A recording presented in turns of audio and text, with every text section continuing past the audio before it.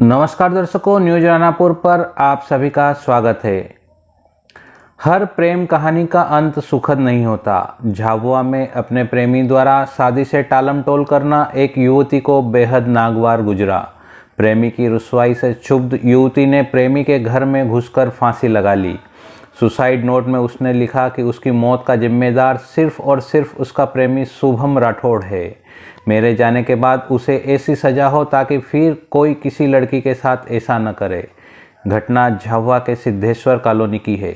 Police के मुताबिक church colony निवासी युवती आशिता बिलवाल उम्र 24 वर्ष और सिद्धेश्वर कॉलोनी निवासी युवक शुभम राठौड़ के बीच लंबे समय से प्रेम प्रसंग था। आशिता उससे शादी करना चाहती थी, लेकिन शुभम लगातार टाले जा रहा था, जिससे डिप्रेशन में आकर बुधवार देर शाम आशिता अपने घर पर बिना कुछ बताए सिद्धेश्वर कॉलोनी स्थित शुभम के घर पहुंच गई। बताया जाता है कि यहां शुभम के परिवार के सदस्य से उसकी बहस भी हुई। इसके बाद आशिता पीछे वाले कमरे में चली गई और दरवाज़ा अंदर से बंद कर लिया। उसने कमरे में स्कार्फ से पंखे पर फंदा लगाकर आत्महत्या कर ली। इसके बाद घर के सारे सदस्य फरार हो गए। इस पूरे घटनाक्रम की जानकारी शुभम के ही एक रिश्तेदार यश ने पुलिस को दी। उसका कहना था कि घर में कोई लड़की घुस आई है और उसने खुद को कमरे में बंद कर लिया है। इसके बाद एसडीओपी बबीता बामनिया और रक्षित निरीक्षक रणजीत सिंह पुलिस बल के साथ मौके पर पहुंच गए। पुलिस टीम ऊपर पहुंची और कमरे की खिड़की से झांककर अंदर देखा तो आशिता का शव फंदे पर झूल रहा था। इसके बाद पुलिस की एक टीम परिजन को सूचना देने पहुंची। युवती की शिनाख्त होने पर पुलिस ने मकान सील कर दिया।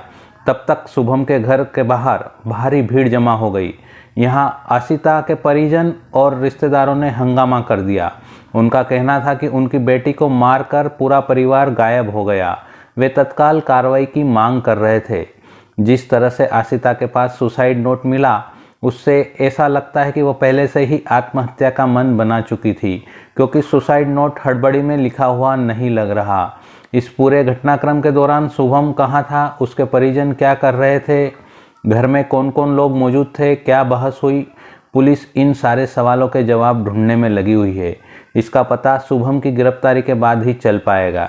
बताया गया कि आशिता बेहद होनहार लड़की थी। उसने कुछ समय पहले ही पीएससी प्री एग्जाम क्वालिफाई की थी और मेंस की तैयारी में जुटी हुई थी। उसके पिता कुलदीप बिलवाल जिला पंचायत सीओ के ड्राइवर हैं। वह घर में सबकी लाडली थी। उसके इस तरह से आत्महत्या करने का कदम उठाने से परिवार के सारे सदस्य स्तब्ध रह गए। अंतिम संस्कार दोपहर में ईसाई समुदाय के कब्रिस्तान में किया गया। युवती आशिता बिलवाल की आत्महत्या के मामले में राजनीति भी आ गई है। जय आदिवासी युवा शक्ति संगठन जयस ने इसे आदिवासी बनाम गैर आदिवासी का मुद्दा बनाते हुए सोशल मीडिया पर न्याय की मांग की है। मनावर विधायक और जयस के राष्ट्रीय संरक्षक हीरालाल अलावा ने मामले में कड़ी से कड़ी कार्रवाई की मांग की है। अगर आपने न्यूज़ रानापुर को अब तक सब्सक्राइब नहीं किया है तो अभी करें और बेल आइकन भी दबा दें, ताकि रानापुर सहित जिले भर की महत्वपूर्ण खबरें आपको मिलती रहे।